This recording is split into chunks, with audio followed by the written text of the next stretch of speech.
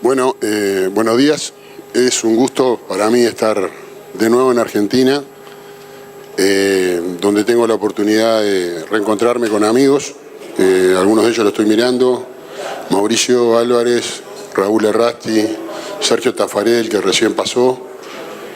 Néstor Frank, que no sé si está por acá, pero seguramente venga en la tarde. Y algunos más que se me escapa.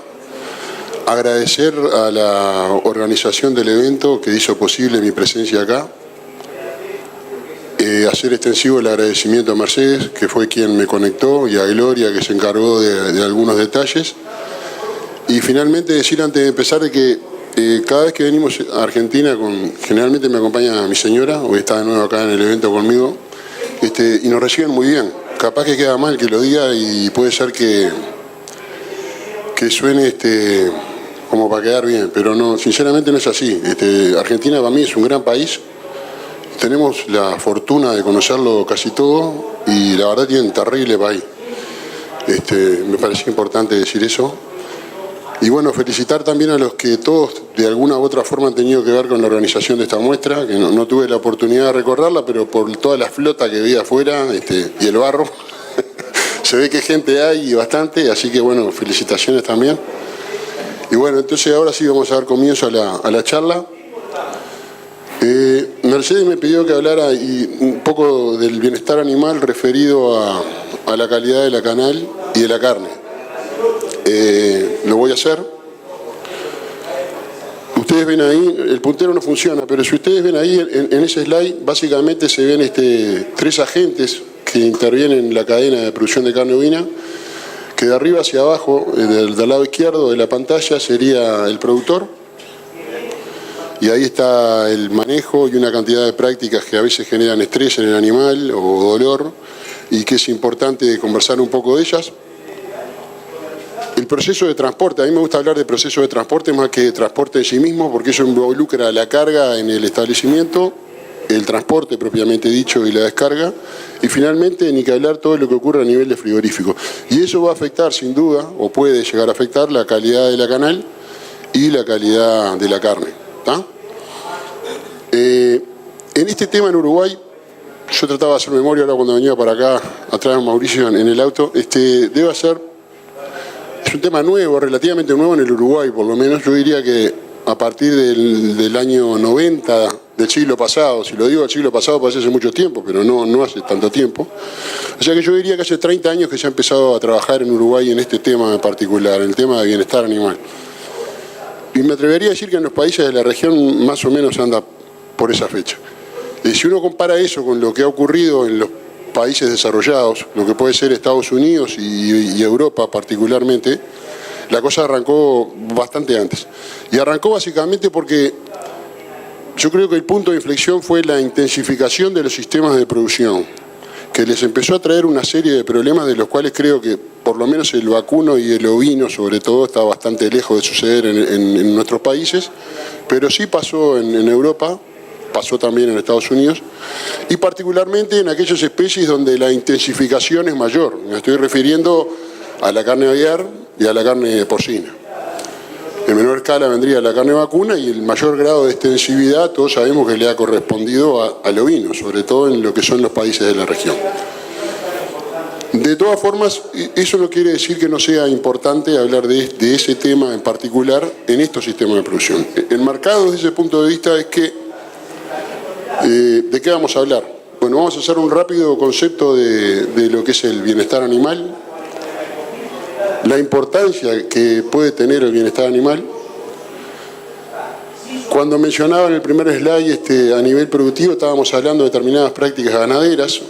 El ovino tiene la particularidad que es mucho más sensible que el vacuno, no al estrés, digamos, es más resistente al estrés, pero lo que sí es más susceptible es a las causas de mortalidad que se pueden dar, básicamente por la nutrición, el entorno, el medio ambiente. Hay prácticas que tienen que ver con la sanidad, algunas prácticas estresantes o dolorosas. Piensen lo que puede ser la esquila, que es particular del ovino, piensen lo que puede ser el descole, piensen lo que puede ser la capada, en el caso que se cape, eventualmente el descorne en razas que tengan astas, etc. Y bueno, después todo lo que es el manejo animal, ¿no?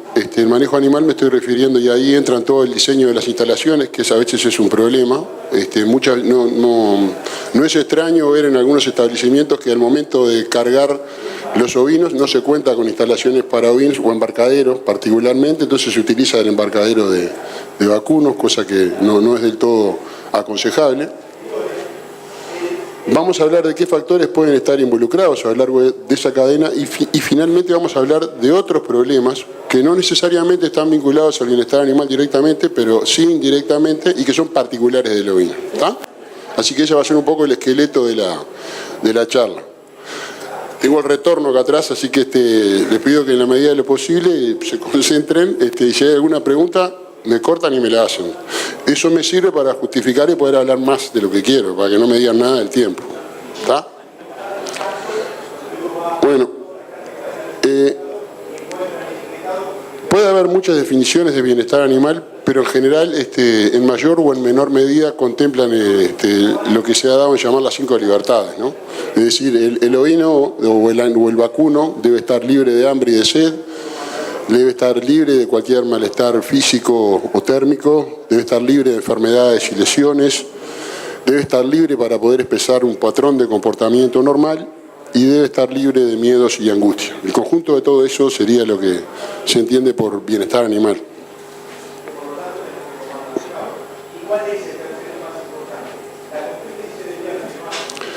Bueno, ¿por qué es importante el bienestar animal? ¿O por qué debe preocuparnos el bienestar animal?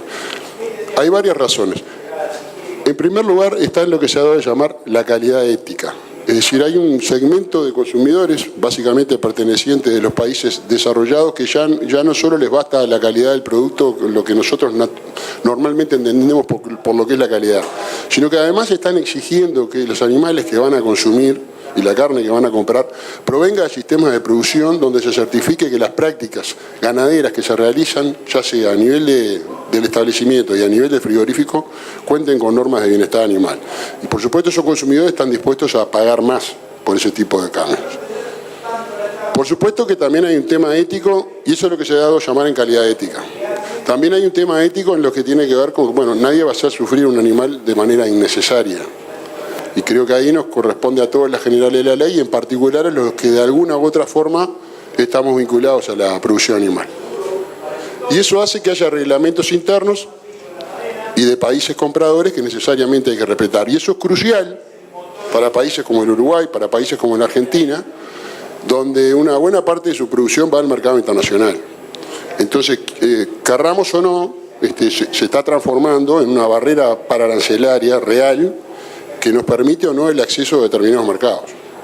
¿Ah? O sea que más allá del tema ético de evitar dolor o sufrimiento animal, hay un tema económico atrás que nadie puede ignorar.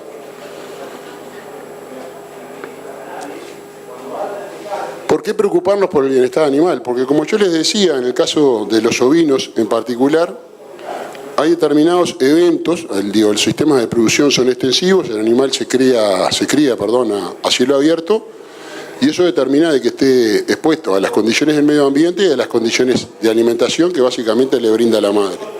En el Uruguay y en general en los países ovejeros extensivos, la principal causa de muerte, es el complejo de exposición y inanición.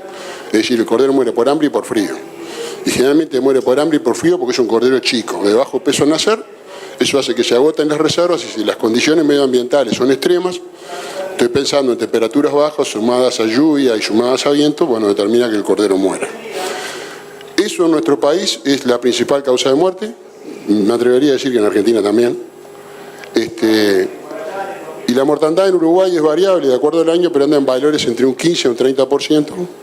La mortalidad neonatal, la que ocurre en torno al parto, y la principal causa es esta. O sea que si bien eso puede ser un tema aparte del bienestar animal, en cierta medida lo toca, porque no llega a afectar la calidad de la canal y de la carne, porque directamente lo mata. Es una pérdida. El momento de muerte, como decía, es en los primeros 2-3 días de vida. Después no es que no mueran más. Después lo que ocurre es una mortandad por goteo, que en general no es tan significativa porque no la vemos tan concentrada, pero es una mortandad que existe y se debe a otras causas, ¿no? Ahora, los animales no mueren solo por un tema medioambiental, sino que también mueren por la acción de predadores, que es la segunda causa de muerte diagnosticada en Uruguay. ¿Y cuáles son los predadores que tenemos nosotros en Uruguay? Bueno, tenemos el zorro gris, no hay zorro colorado como hay en el sur de Chile. Acá cuando entré tuve la oportunidad de saludarme con una persona que es de Punta Arenas, y ahí sí hay zorro colorado, yo tuve la oportunidad de verlo. En el Uruguay no, es solo zorro gris, es una especie protegida, como acá. Entonces el control es complicado. La mortalidad que causa es por goteo, come partes blandas y generalmente el ataque es nocturno. En el caso del jabalí, bueno, además se especializa en cordero el zorro, ¿no? En el caso del jabalí no, es introducido, se permite la caza.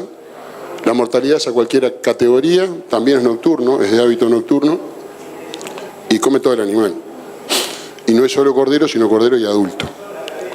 Y después tenemos el carancho, que también es una especie protegida y que también come básicamente o se aprovecha, digamos, de la oveja cuando se echa al parir, o ovejas en mal estado a lo largo del año, por eso es importante también la alimentación, y básicamente come ojo y lengua.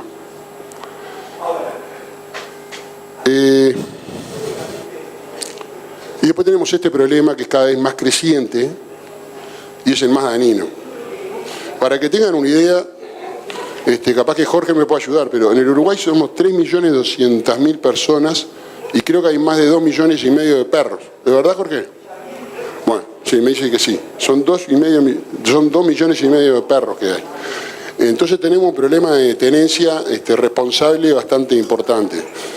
Y si bien es un tema veterinario, voy a opinar de atrevido, en general las cosas que se han hecho para atacar este problema, como puede ser la castración, como puede ser los chips que ahora están a través del ministerio, en general son cosas que apuntan a gente que es responsable con la tenencia. Seguimos sin atacar el problema principal, que son los perros que no son de nadie o que la gente los abandona. Y esos son los que causan daño. Y yo creo que además de causar un daño físico importante, porque es mucho más el daño que causan que lo que efectivamente comen y atacan a cualquier hora del día o de la noche, el problema más serio es la desmoralización que a veces provoca en un productor. Yo escuchaba a Sergio hoy, antes que yo, hablaba de productores 60, 70 ovejas. ¿Qué le pasa a un productor de esos? Sientan 4 o 5 perros y una noche le matan 50. O no las matan, pero todos los que estamos acá sabemos que una oveja mordida por perro hay que matarla. Hay que matarla porque es muy difícil recuperarla. O sea que, de vuelta, no es un problema 100% asociado con el bienestar animal, pero de alguna manera lo toca. Y finalmente, sí es un tema vinculado directamente al bienestar animal. Esta foto no es de Uruguay, es cedida por la doctora Carmen Gallo, que ha trabajado bastante en el tema del bienestar animal de Chile, donde tienen accidentes geográficos importantes, entonces los transportes son no solo de largo alcance, sino que además no solo son terrestres, sino que combinan transporte marítimo con transporte terrestre, y eso determina que haya mortandad de corderos, que es la categoría más joven. ¿Tá? En Uruguay vamos a ver que en general el tema del transporte, del largo del transporte, no es un problema. El Uruguay es muy chico y los largos de transporte apenas superan las 6-7 horas, o sea que son transportes relativamente cortos. No es el caso de la Argentina, o por lo menos de toda la Argentina. Ahora, ¿por qué preocuparnos por el bienestar animal también? Y acá entramos al tema que concretamente me pidió Mercedes. Porque afecta la cantidad de carne producida. ¿Y por qué afecta la cantidad de carne producida? Porque ya sea por algún problema de un inyectable mal suministrado, se genera un acceso, ya sea por utilizar elementos no recomendables para el arreo de los animales, ya sea porque la puerta de guillotina del camión no se abrió lo suficiente, entonces el animal pega cuando lo están cargando, o ya sea porque sobre todo cuando se transportan ovinos con camiones de 2 pisos, el piso tiene alguna irregularidad, el cordero mete la pata ahí, y todo eso lo que hace es generar un decomiso a nivel de frigorífico. ¿Por qué hay que decomisarlo? Bueno, porque eso es un machucón, que no es otra cosa que la ruptura de vasos sanguíneos, lo que determina que fluya sangre de los tejidos adyacentes, y con esto va con destino al consumo, necesariamente hay que decomisarlo. Y eso es una pérdida. ¿Tá?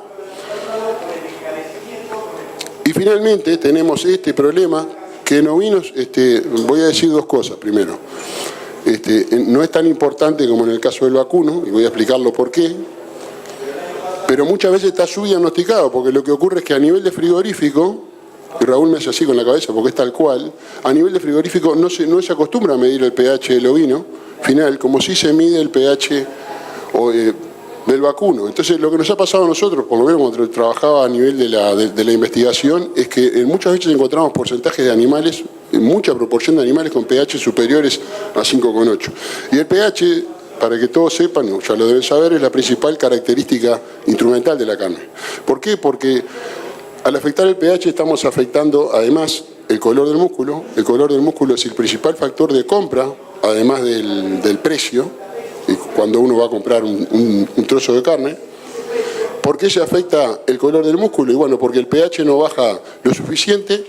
Al bajar después de la muerte no hay ácido láctico suficiente, porque no hay glucógeno suficiente, no se forma ácido láctico, entonces el pH no baja, el pH se mantiene con valores superiores o iguales a 5,8, y eso determina que el agua que está en la carne, como todos ustedes saben, la carne, una gran proporción de la carne es agua, no salga al exterior, entonces eso determina que tenga una estructura más abierta. Al tener una estructura más abierta, absorbe la luz y eso determina coloraciones oscuras. A diferencia de lo que puede ocurrir con el cerdo, por ejemplo, que generan las carnes, es al revés, el pH baja rápidamente en las primeras 2 o 3 horas post-mortem, eso hace que el agua salga al exterior, la capacidad de retención de agua es muy baja, la carne es muy poco tierna, o sea, es muy poco jugosa, perdón, y eso genera las carnes PSE, que son las carnes pálidas, secas y exudativas. ¿Ah? Pero además de afectar el color, como decíamos, afecta la capacidad de retención de agua y con ello la jugosidad. Y lo que es más importante, y por eso es más importante en el vacuno, afecta considerablemente la vida útil del producto, con lo cual necesariamente hay que congelarlo. ¿Por qué? Porque pH iguales o superiores a 5,8 son un caldo de cultivo especial para el desarrollo del microorganismo y eso acorta la vida útil. ¿Está? No permite el envasado al vacío, etcétera, etcétera. Necesariamente hay que congelarlo. ¿Por qué en el ovino es menos importante? Además, porque casi todo el ovino que se exporta a Uruguay es congelado. No sé cómo es en Argentina, pero en Uruguay también. Bueno, en Uruguay no se exporta el ovino enfriado, se exporta congelado. Entonces el pH pasa a un segundo plano. No es el caso del vacuno. No es el caso del vacuno. ¿Está?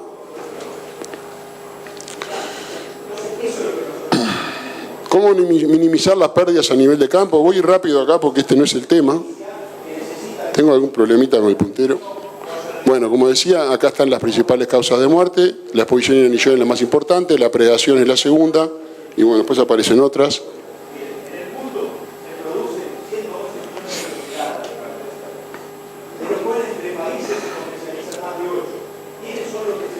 ¿Está quedando sin pila esto, puede ser?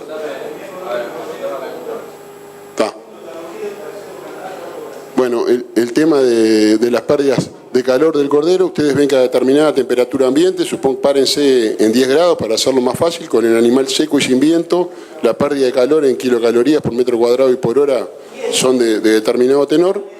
Si al seco y sin viento le agregamos seco con viento, a la misma temperatura las pérdidas aumentan. Si la lluvia aparece en vez del viento, las pérdidas son todavía mayores, y si se conjuga el viento y la lluvia, las pérdidas son todavía mayores. Entonces,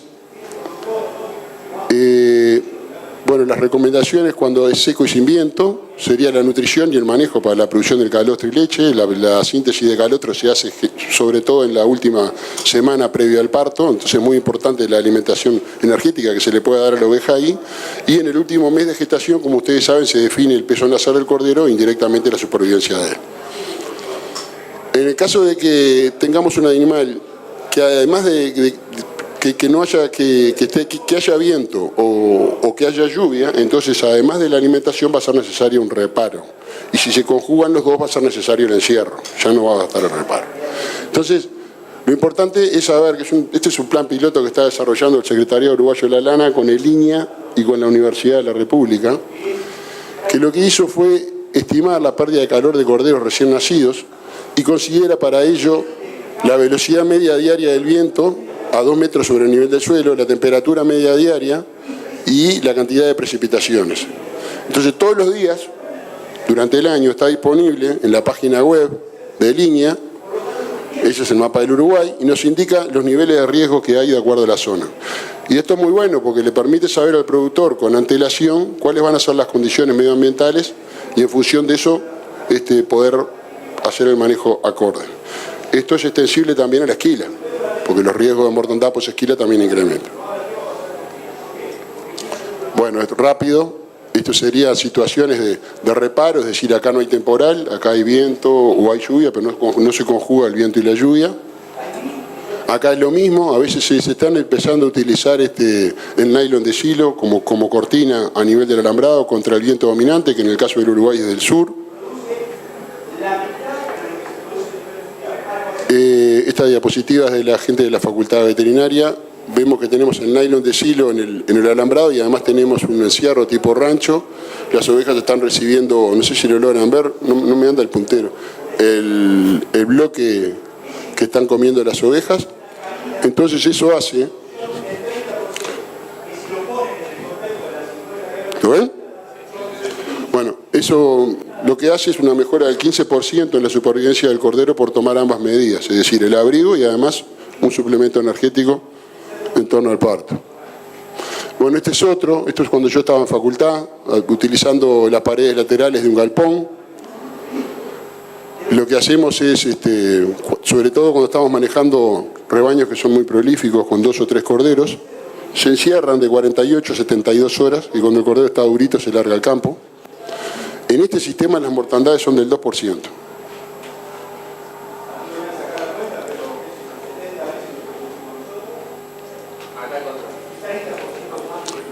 Bueno, este es el caso de un productor, corrida de lista, que tiene parideras, hizo una inversión de $5.000 para 1.000 cabezas que son melliceras y el tiempo del trabajo durante 20 días son 2 personas, 2 horas en la tarde, en la mañana, perdón, y 40 minutos en la tarde. Él lo que hace es traer al rebaño en la tardecita, les da suplemento y a la mañana siguiente las ovejas que están paridas quedan en la paridera y el resto se va al campo. Hace a su vez una recorrida por el campo y los corderos que están paridos se traen en la paridera. Bueno, esto es en Punta Arena, es una foto de Raúl Lira. En Punta Arena el problema que hay es el viento. Bueno, no los voy a aburrir con esto, estas son las condiciones de alimentación. Simplemente marcar 2 momentos que, como decía, lo que sería la gestación avanzada para el peso al nacer del cordero, en torno al parto para la producción de calostro y lo que tiene que ver con la calidad de carne, el cordero, desde que nace el cordero hasta el momento del sacrificio. Básicamente por 2 razones. Esta fue una cosa que me quedó para atrás. En Uruguay se pueden controlar los predadores, bueno, y acá también, ¿no? Con mula, con californiana, con llama. Este es el que mejor resultado está teniendo en Uruguay, porque la ventaja que tiene es que es de amplio espectro.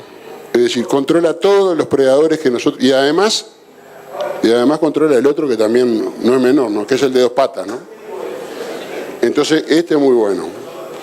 Estos perros, hay un proyecto que se desarrolló a través también del Secretariado Uruguayo y de Línea, con el Ministerio de Ganadería, Agricultura y Pesca. Hay 4 criaderos que están desparramados en el Uruguay y que, bueno, cada tanto van y venden. Los perros, los cachorros salen $300 al productor. Hay que hacerle una impronta, etcétera, etcétera.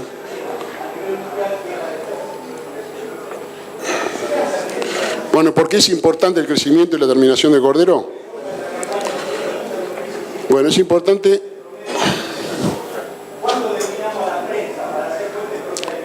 Los corderos solo deben ganar peso. ¿Por qué el cordero solo debe ganar peso? Porque un alto plano nutricional desde el nacimiento al destete determina un alto índice de síntesis de colágeno. ¿Qué es el colágeno? El colágeno es la proteína del tejido conjuntivo que envuelve a todas las fibras musculares.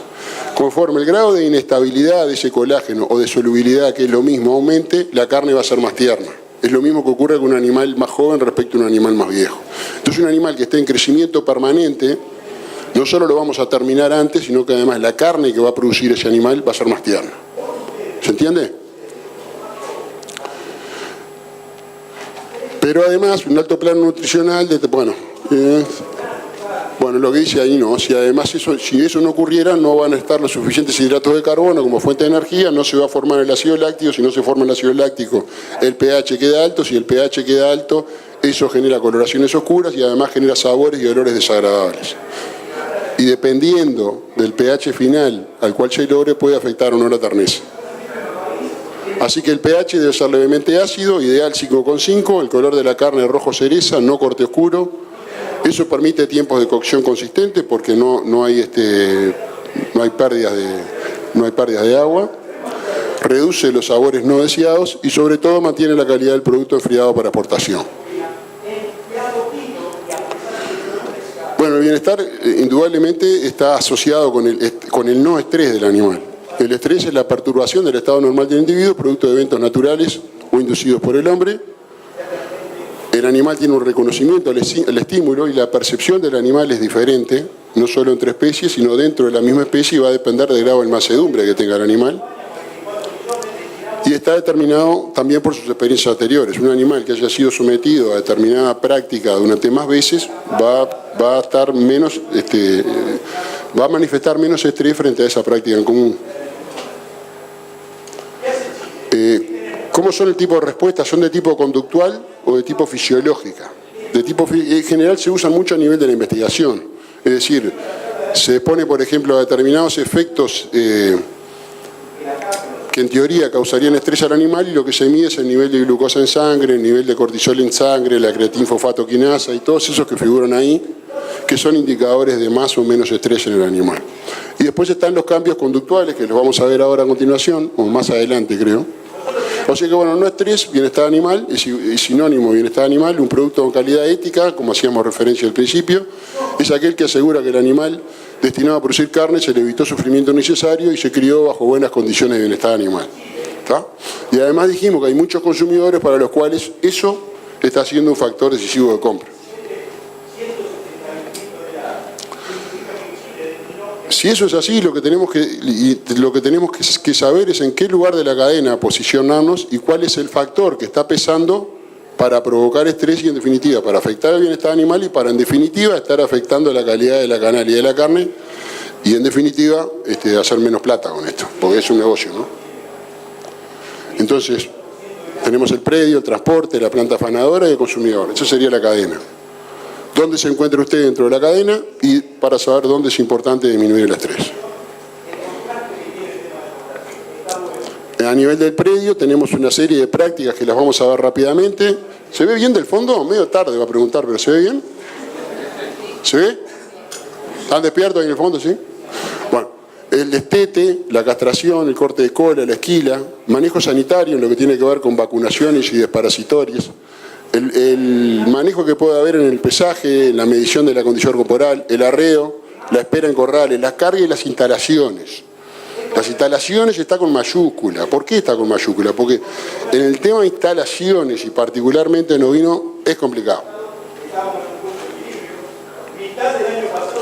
Se ha mejorado bastante a través de instalaciones portátiles ahora, en lugares donde se ha vuelto al ovino que se había dejado el ovino, porque hay que tener en cuenta que, así como en la Argentina ha habido una disminución importante de ovejas y ahora como que quieren volver de vuelta al ovino, en Uruguay pasó lo mismo, ¿no? En la década del 90 llegó a haber casi 26 millones de ovejas y hoy tenemos 6 y moneda. O sea, estamos en el piso histórico de ovino en toda la historia del Uruguay. Eso está, en ambos países la causa fue la misma, ¿no? La caída del precio internacional de la lana. Bueno, la administración de medicamentos veterinarios, lo más aconsejable, yo diría, es administrar las inyecciones subcutáneas e intramusculares evitando la zona de mayor valor comercial. ¿Está? A nivel de predio, muchas veces yo, a pesar de yo no soy veterinario, soy agrónomo, pero yo aconsejo o suministro los inyectables en la carretilla, acá, en el cachete del animal.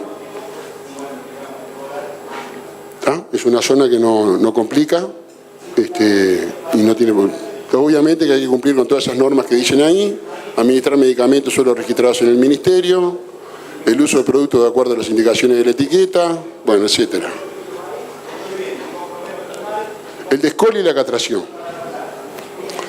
Bueno, lo Lo del descolo y la castración va de la mano con el tipo de cordero que vamos a producir. Si es un cordero zafrero, como decía Néstor hoy al principio, yo no le haría nada a ese cordero. Nada. No lo descolo y no lo castro. Nada le hago. El tema es con las hembras, que quedan para reposición, y cuando yo me voy a un cordero pesado.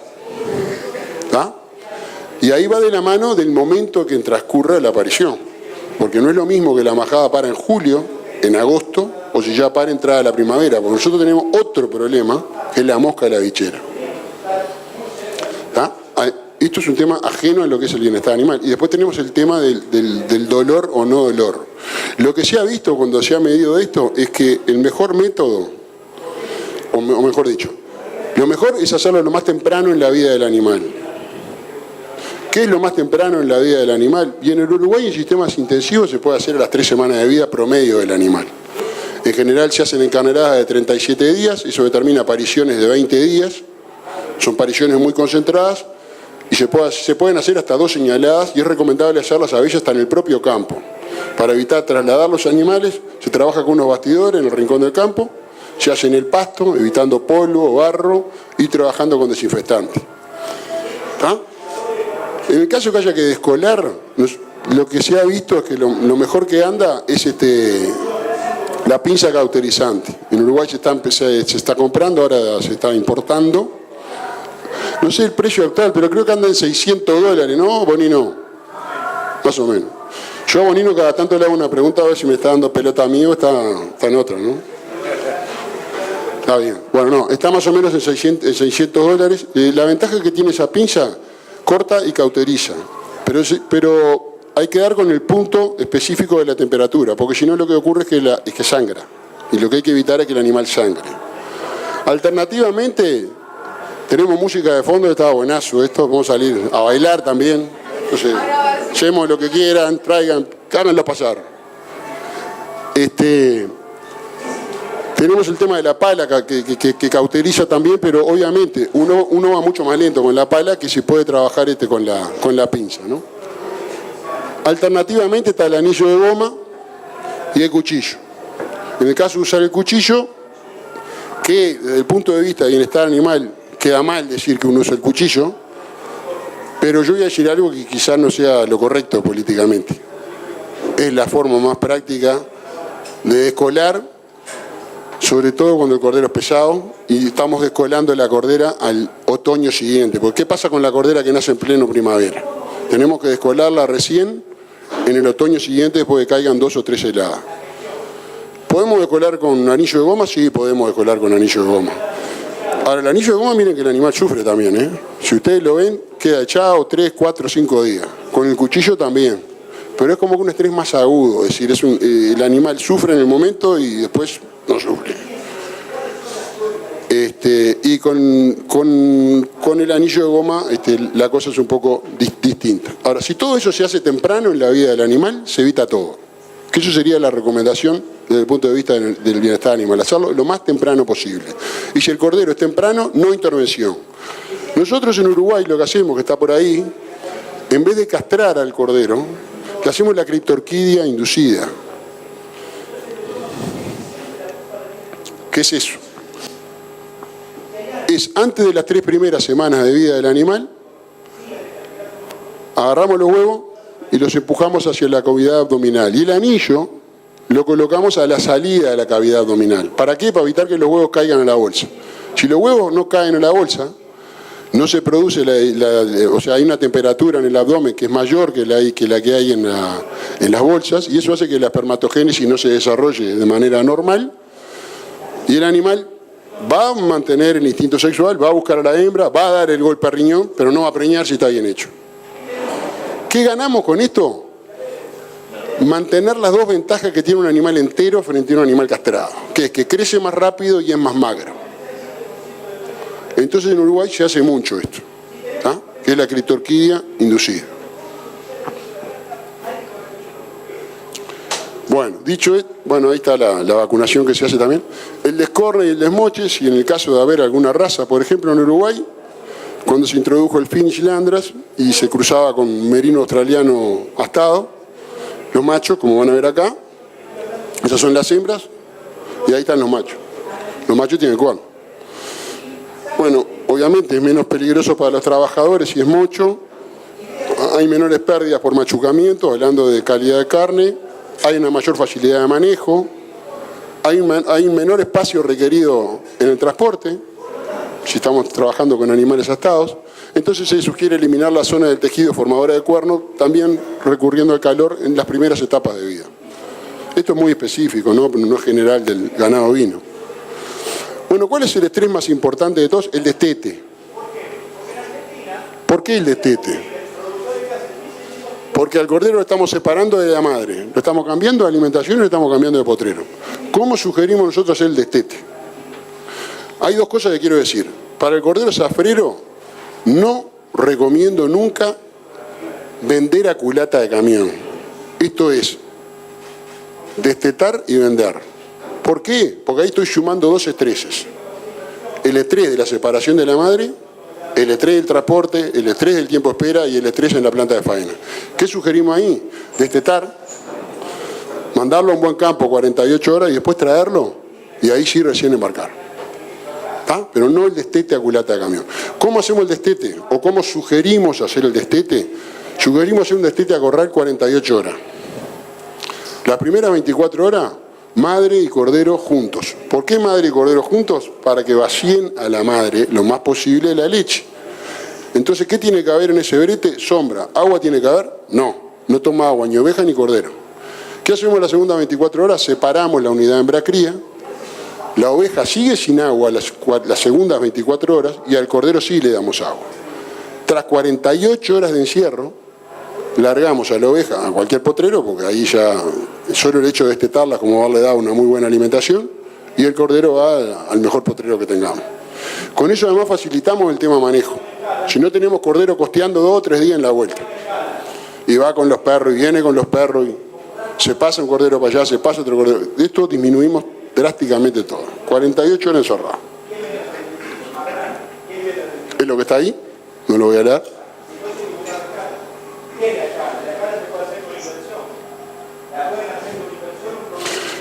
Hay que considerar los problemas que he tenido con el puntero para agregarme por lo menos 15 minutos más. El otro tema es la esquila, ¿no? El otro tema es la esquila. En Uruguay también debe ser, acá ya hace un poco más, debe ser cerca de 50 años que se hace la esquila suelta. Se pasó de una esquila mañana a hacer una esquila totalmente suelta, que en Uruguay se llama lo que es el sistema Talijay de esquila, que obviamente hace un trato mejor del animal. Y el tema de los riesgos post-esquila, nosotros lo minimizamos usando dos tipos de herramientas. Se pueden utilizar 2 tipos de herramientas. Una son los peines y otra es eventualmente la capa. Claro, hay lugares que no se puede usar capa, ¿no? Si uno está en Punta Arena, por ejemplo, capa no se puede usar. Si hay lugares donde hay mucho viento y además hay mucho matorral y toda la capa no se puede usar porque el animal queda enganchado en la capa. Entonces, ¿qué se puede usar? Lo que se puede usar, en vez de usar el peine convencional, cuando el productor quiere que la oveja salga rosadita, y lo que no entiende es que la lana que queda en el lomo se esquila al año siguiente, no la pierde, porque si exige que quede el lomo del animal rosadito, mucho esquilador a veces repica, es decir, pasa 2 veces. Y la segunda pasada, ese trocito de lana lo barremos en el galpón de esquila. Entonces más vale que quede arriba el animal y que no quede tan linda la vista. ¿Ah? Hay distintos peines que se pueden usar. El que muchas veces se conoce es el peine plantelero, es el peine cover, es un peine de 9 tijeras a diferencia del peine convencional que tiene 13. Y peine por medio lo que tiene es un patín. Entonces la oveja, si uno ve la oveja esquilada, queda como esquilada en raya. El problema de ese peine es que los patines se van gastando conforme se van usando y al final termina siendo un trabajo parecido al peine convencional. El otro peine que se inventó en Uruguay es el que se conoce con el R13. También tiene 9 dientes, pero la ventaja que tiene es que el diseño es tan curvo que le dejan al animal una cobertura de 1 centímetro de lana, que es equivalente a un mes de esquila, más o menos. ¿Tá? Obviamente, ahí no se saca agarreo y el deshoje es complicado, ¿no? O sea que la oveja prolijita no queda, pero ¿qué importa? Y hay una solución intermedia, que desde mi punto de vista es la mejor, Es un peine chino que se llama Beiyuan, que tiene 13 dientes y deja una cobertura intermedia entre el peine convencional y lo que sería el R13. El R13 baja bastante el rendimiento de los esquiladores también, ¿no? Del operario, digamos, el que está esquilando, que a veces le dispara eso. Con aquel peine no se baja, es más barato además, y deja una esquina intermedia. Con cualquiera de los dos peines de la punta se puede evitar el uso de capa y se puede largar sin problema ninguno. Con el cover no, hay que encapar igual. Entonces no tiene sentido usar el cover, porque además es más caro. Digo esto porque en el sur de Chile se usa mucho el cover.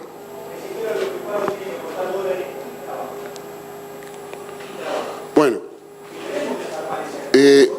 todos los animales tienen lo que se conoce como una zona propia, que es más amplia o más reducida, que es lo que se conoce como zona segura o zona de fuga, que cualquier agente extraño que entre a esa zona, que puede ser mayor o menor, va a hacer que el animal se movilice.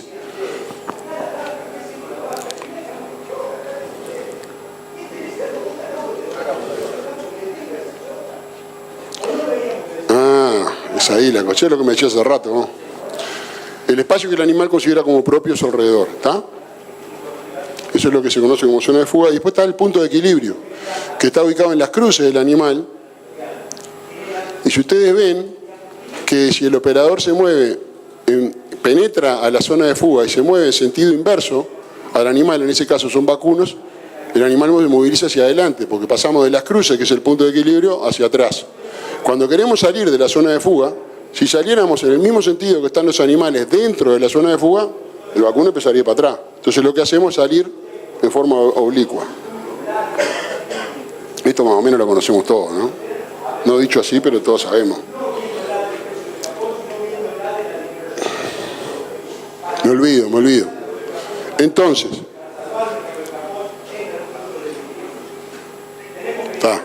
entonces entramos a las instalaciones. ¿Qué cosas considerar en las instalaciones?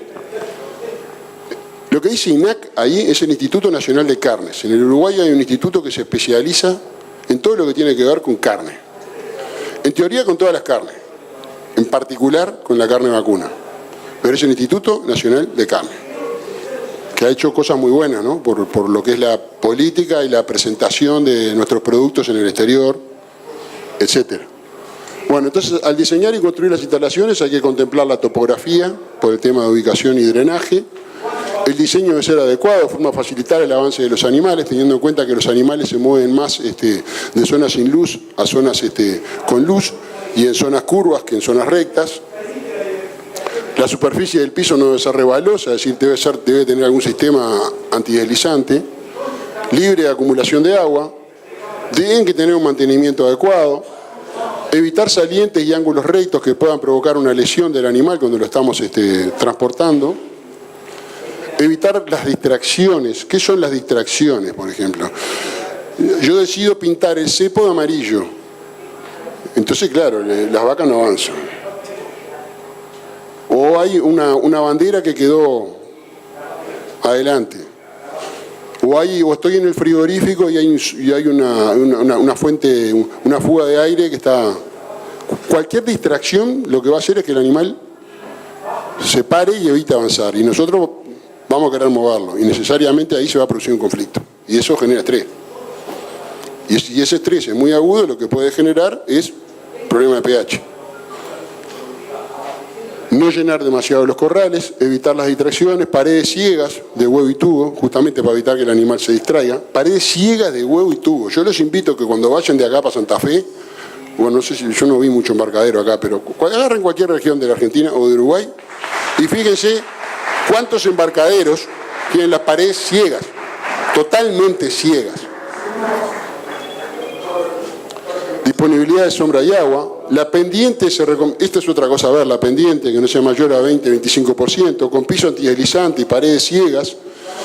Y otra cosa, un detalle no menor, que de ser posible, está bueno que al final de la rampa haya una superficie lisa de manera tal de que el animal entre al camión directo y no tenga que hacer este movimiento. ¿Se entiende?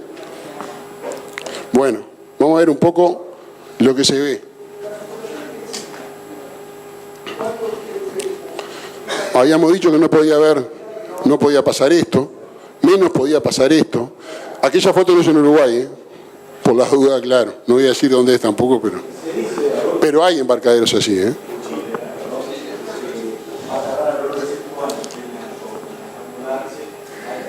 Estos embarcaderos que parece que están muy lindos tampoco serían los más recomendables.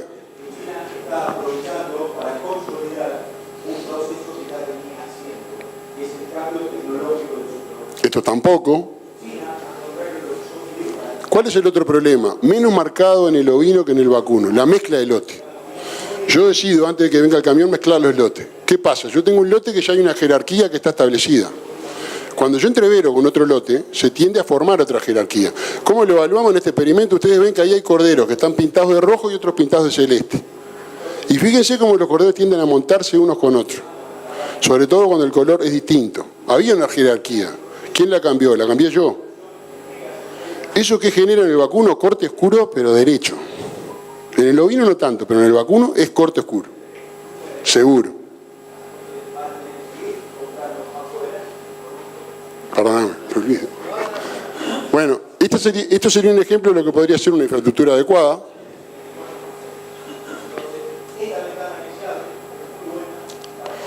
Esto es en un feedlot, el uso de mangas curvas, como decíamos, de tipo embudo, que facilitan el desplazamiento de los animales. Hay que tener en cuenta que se mueven en grupo, no se mueven en forma individual.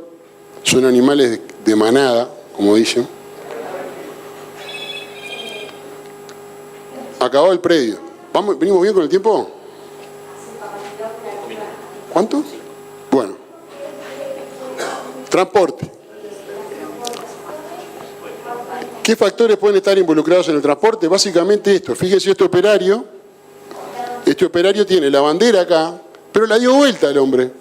Entonces lo que está haciendo con la punta del palo, está moviendo los corderos. Error.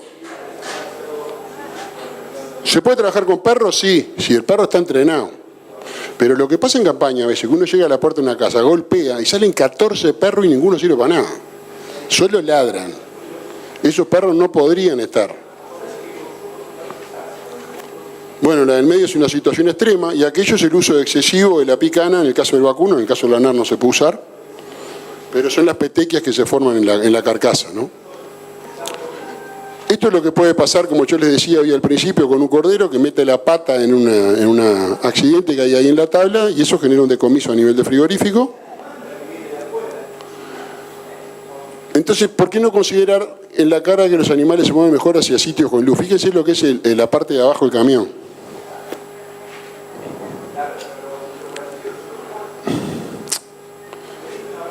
Bueno, acá tenemos el tema con luz y lo que decía, ¿no? Entre el piso del embarcadero y del camión puede haber superficie horizontal que mejore salida de los animales. Entonces, en el embarque, algo que no hablé, pero que es inmediatamente obvio, la capacitación del personal es clave, ¿no?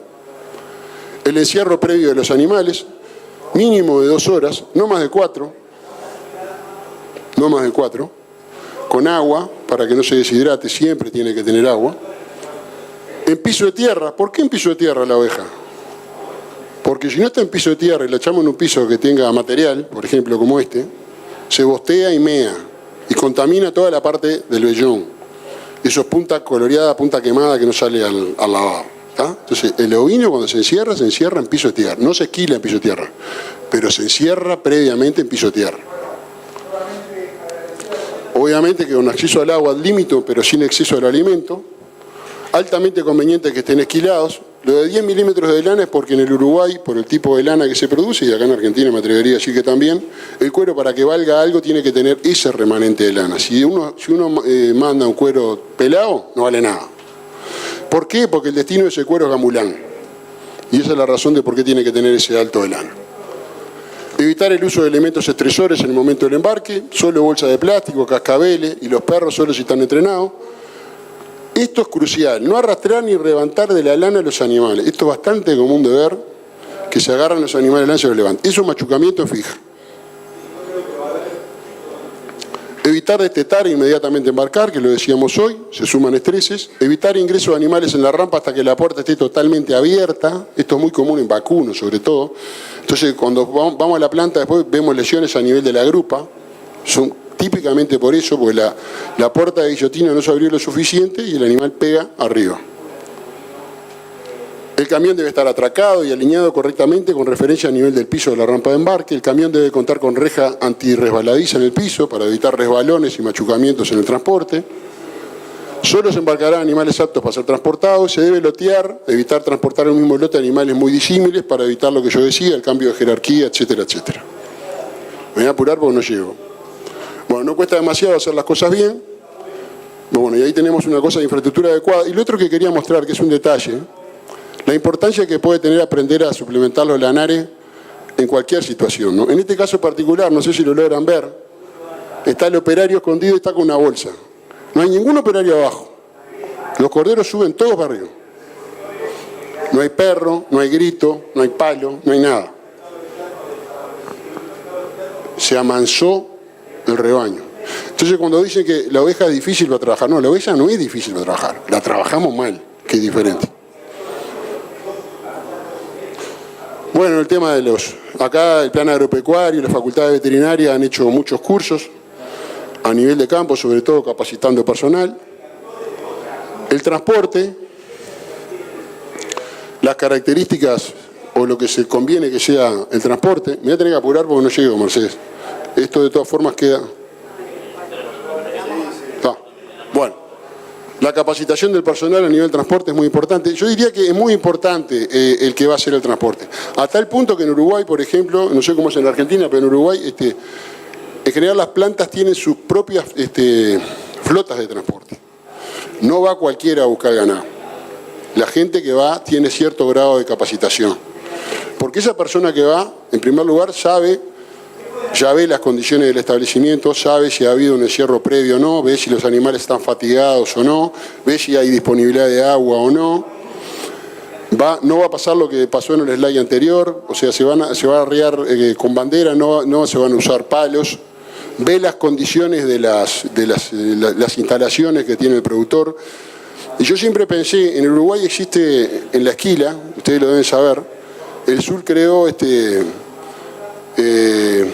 grifas de esquila, la grifa verde y la grifa celeste, que lo que hacen es, los técnicos del sur dedicados a la esquila, es auditar las esquilas y ver de qué forma se está esquilando. Y cuando entregan una grifa verde a determinada máquina, es porque esa máquina hace las condiciones y cumple con las normas de acondicionamiento en la lana bien.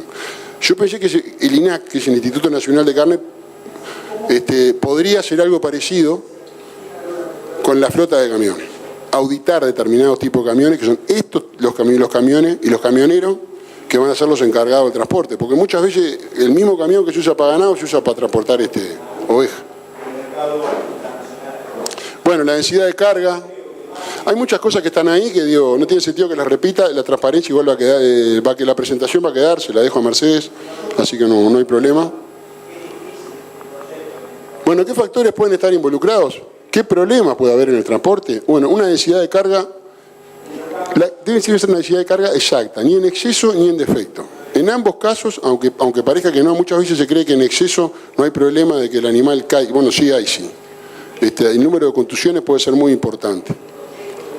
La duración del viaje, ahí va a depender del país y de la región.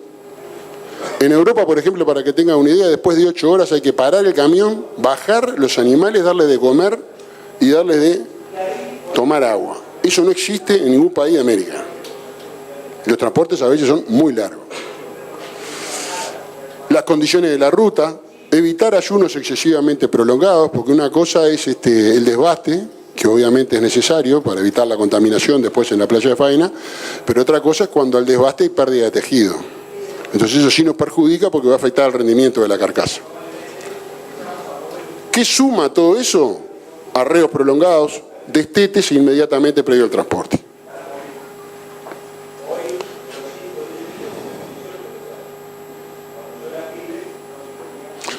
Bueno, ¿qué puede suceder tras problemas en el proceso de transporte? Pérdida de peso.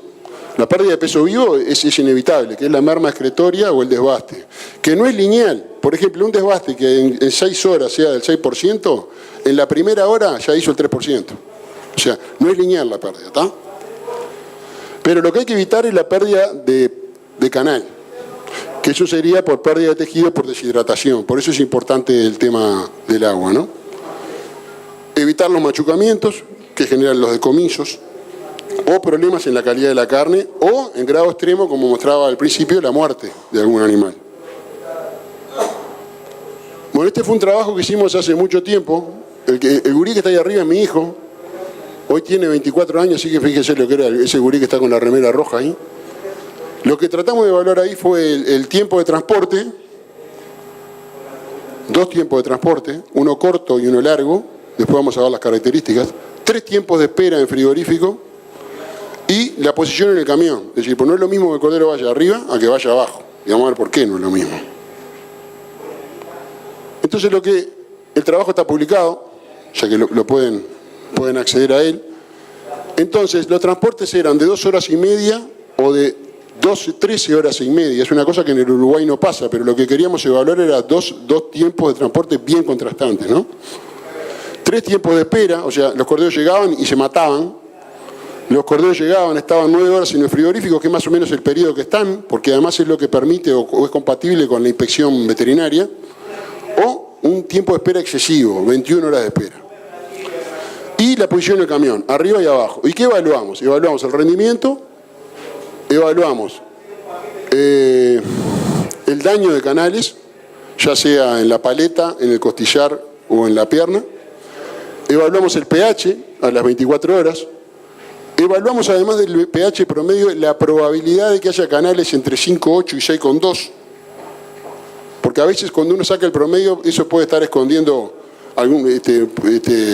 o sea, promedialmente te puede dar que el pH no es problemático, pero cuando evalúas la probabilidad de que haya canales con pH problema, entonces ahí sí salta el inconveniente, por eso evaluamos las dos cosas. Evaluamos la fuerza de corte, que es lo último que está allá. Evaluamos la capacidad de retención de agua en porcentaje, que es la que está al lado. Y evaluamos el color, pero en este caso lo hicimos a través de la cantidad de mioglobina. ¿Qué encontramos? En el caso del rendimiento, lo único que afectó el rendimiento fue el transporte. Claro, un transporte de 13 horas y media afectó el rendimiento. No la espera. ¿Qué pasó con el daño de canales? ¿Hubo algún efecto en el transporte? Pero en el transporte, independientemente de los otros factores, no. En el transporte dependiendo de la posición en el camión. Es decir, la diferencia entre el transporte corto y largo, había más daño en las canales de los corderos que iban en el piso de abajo cuando el transporte era largo frente al transporte corto. Sin embargo, de los que iban en el piso de arriba no había diferencia en el tiempo de transporte. ¿Se entiende? Las condiciones que va el cordero abajo son muy distintas a las que el cordero va arriba. A pesar de que la densidad de carga sea la misma, hay otra cantidad de factores que están sumando. Hay más temperatura, hay más humedad, hay mierda y hay orina, porque en el Uruguay los camiones no tienen un sistema que controle la mierda y la orina que cae del piso superior, y pasa como en la vida, los de arriba cagan a los de abajo, y eso es un problema. En el cordero es un problema, porque el cordero tiene lana, entonces es una fuente de contaminación muy importante después a nivel del frigorífico.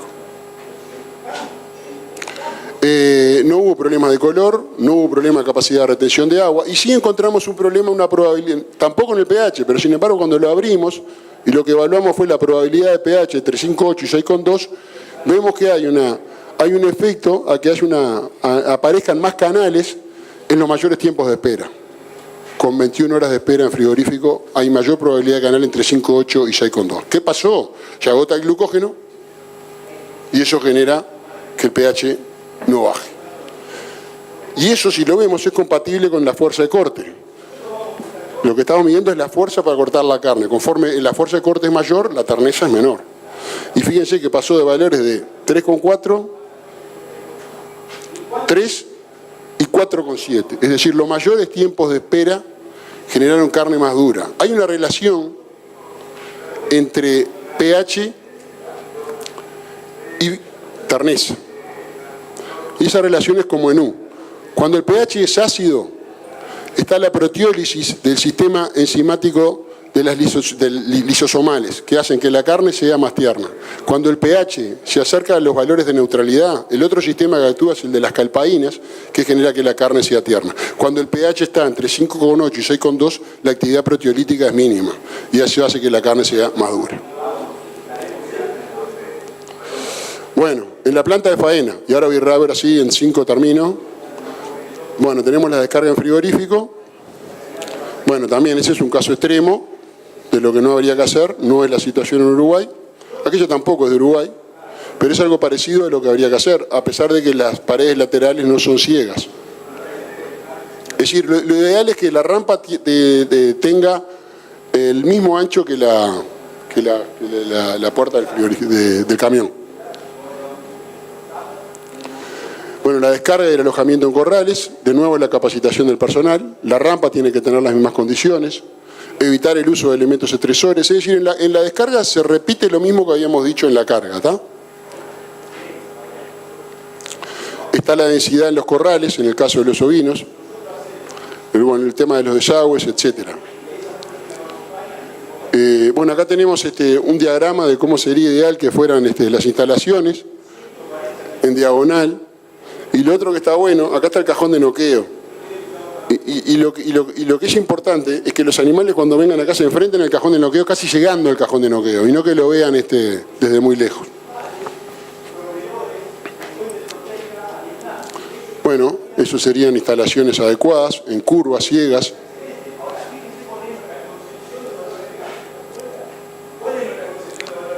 ¿Recuerdan que hablé de la respuesta del animal al estrés y hablé de la respuesta fisiológica y la respuesta conductual del animal?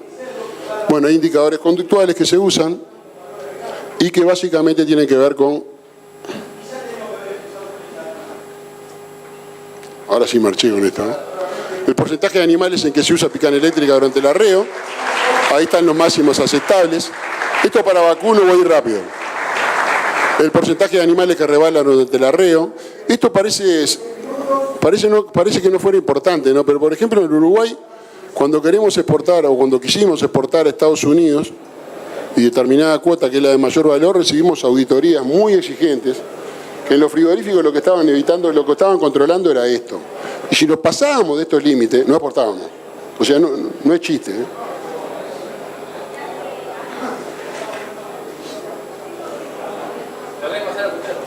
Sí, la verdad que prefiero que lo pase vos, porque esto pierdo un tiempo que...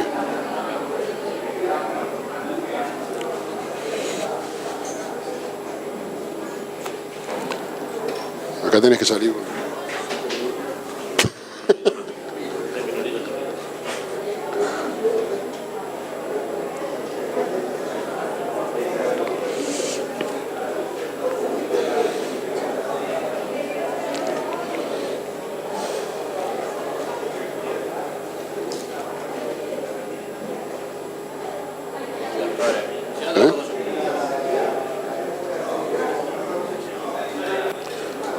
Bueno, ese es un trabajo que hizo la doctora Carmen Gallo, donde evaluó antes y después de la capacitación cómo se modificaban esas conductas y obviamente disminuye, aunque no se llega a los valores que se debería llegar. Voy a ir rápido con esto porque me interesa mostrarles algo que me parece importante. Bueno, hay otros indicadores, que es el momento del noqueo, el número de animales que caen en el primer tiro, debe ser como mínimo el 95%, el número de animales que muestran signos de conciencia postdisparo, debe ser máximo 1 de 500, y el tiempo entre noqueo y sangría, y esto es fundamental. El tiempo entre noqueo y sangría puede generar hemorragias musculares, puede generar incrementos en el pH, y el tiempo depende de la especie y del método que usemos, ya sea el de percusión o el método eléctrico. Entonces, el tiempo entre noqueo y sangría es ideal. El ideal es menos de 30 segundos para pistola, proyectil retenido no penetrante. En general, el penetrante está prohibido por un problema sanitario porque lo que hace es introducirse al cerebro. Y menos de 15 segundos en electrocarnosis de cabeza solamente en cordero. En general, cuando se usa cabeza y espalda, hay muerte del animal y ahí el tiempo de espera no interesa demasiado, pero igual es recomendable que nunca se exceda de los 30 segundos, ¿está?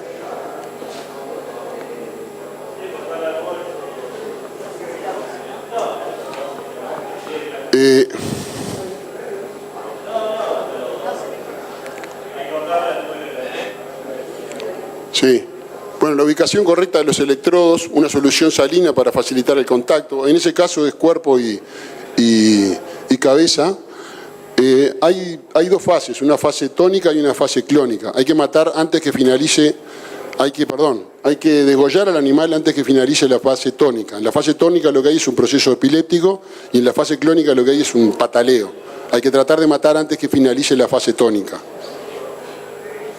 ¿Qué pasa si el noqueo es incorrecto? Y puede ser incorrecto por un problema de capacitación del operario, por ahí elementos distractores que impiden avanzar al noqueo, entonces se usa la picana, por ejemplo. Por la ausencia de sistema de sujeción del animal, o sea, hay cajones de noqueo que no sujetan al animal de ninguna forma y es difícil noquearlo. Por una falta de mantenimiento del equipo, por una ubicación incorrecta del equipo, o por las aplicaciones eléctricas de alta intensidad, doble noqueo, a veces el doble noqueo, el retraso entre el noqueo y el degüello al que hacíamos mención. Eso trae problemas de hemorragias musculares, como dije, y de pH elevado. Ahí tenés que darle porque ahí hay un video. No, para atrás. Porque lo que quiero mostrar es, en un cajón de noqueo, no, esa. ¿No te lo haré? Bueno, lo que quería mostrar ahí a la derecha, que es cedido también por Carmen Gallo, es el problema que hubo con... Hay problemas en el cajón de noqueo. Lo que no se puede hacer tampoco es transportar al animal en el cajón de noqueo pegándole también con el mismo... Y eso se hace a veces, o no se coloca en el lugar adecuado. Si en vez de colocarlo en la espalda, se coloca en la nuca del animal, lo que va a provocar es una parálisis y no va a provocar el aturdimiento adecuado. Seguí para adelante. Bueno, el retrainer, eso es muy común en los frigoríficos del Uruguay, no cajón de noqueo, sino retrainer. Bueno, el tiempo a respetar entre noqueo y degüello, ahí están los indicadores. ¿Cómo podemos saber si un animal está correctamente insensibilizado? Solo con la práctica industrial. La mano sobre la parrilla costal en el área cardíaca en el ovino y la mano en las narinas en el caso del vacuno. Siguiente. Existen otros problemas en el ovino, y con esto termino, es para acá. ¿Qué pasa con una tropa de cordero que está transportada en el piso de abajo y llueve? Mire cómo llegan al frigorífico. Así llegan los corderos frigoríficos. Esto tiene unos problemas de contaminación bestiales. Y en Uruguay se ha empezado a trabajar en esto, de modo tal de que hay frigoríficos inclusive que, no por castigo, sino por compensación, están pagando un plus extra por animales que lleguen limpios a la tropa. ¿Tá? Inclusive si llegan con lana tienen una pequeña cuadrilla y ellos los esquilan en el frigorífico. Pero además han modificado las instalaciones y están haciendo con el ovino lo mismo que están haciendo con el vacuno, lo lavan. Y en el corral de espera, por encima del cemento hay una rejilla que evita que cuando el animal se echa en la rejilla y evita la contaminación en la que hacíamos referencia hoy. Vamos a verlo. Eso es lo que pasa en la contaminación cruzada que después se da hacia la carcasa. ¿Cómo se disminuye la contaminación? A nivel de productor, periodo de encierro previo con sombra y agua, al menos 2-4 horas preembarque, el piso de tierra, como dijimos, y a veces haciendo unas condiciones adecuadas previo al embarque. Si yo no descolé y estoy comiendo pastura verde, lo que tengo que hacer es un descole. Tengo que limpiarle la cola y limpiarle todo en la vuelta de la cola, el mismo descole que le hacemos a la hembra antes de la encarnerada, de manera tal de que el animal llegue limpio al frigorífico. A nivel de transportista, un dispositivo del camión que evite la contaminación de los animales del piso inferior, eso es básico. No puede pasar que todas las deyecciones del piso superior vayan al piso inferior.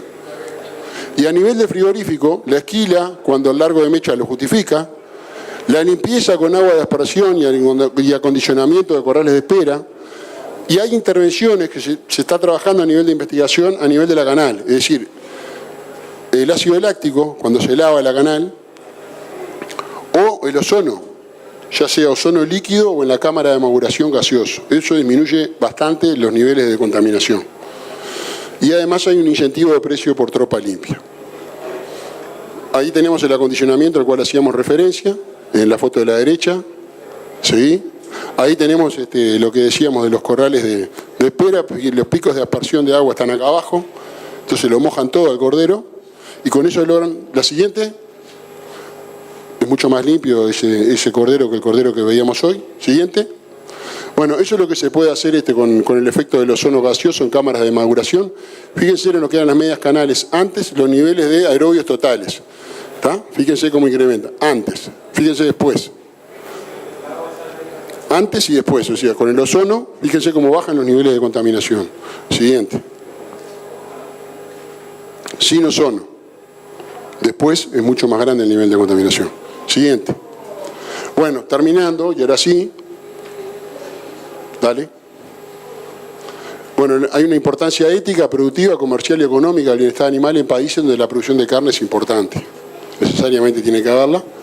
Existe un conjunto de prácticas de manejo y condiciones de infraestructura y capacitación a todo nivel que se deberían contemplar para minimizar los problemas que se puedan detectar en esta materia. Y el esfuerzo no solo debe ser realizado por parte del productor, sino también del transportista y del frigorífico. Acá tienen que tirar todos para el mismo lado, porque si no, estamos en el horno. Para terminar, y abusando un poco de la presentación, aquellos que quieran profundizar en este tema particular o en cualquier tema vinculado a la calidad de carne vacuna y ovina, este es un libro que yo recomiendo, no porque yo haya participado, no fui el único que participaron autores de distintos países. Yo tengo ejemplares de este libro, así que si hay alguno que lo quiere, después en algún momento del día se contacta conmigo. Les agradezco mucho la atención dispensada, les pido 1000 disculpas por la demora, pero el puntero me jugó una mala pasada, en serio, no es una excusa. Muchas gracias.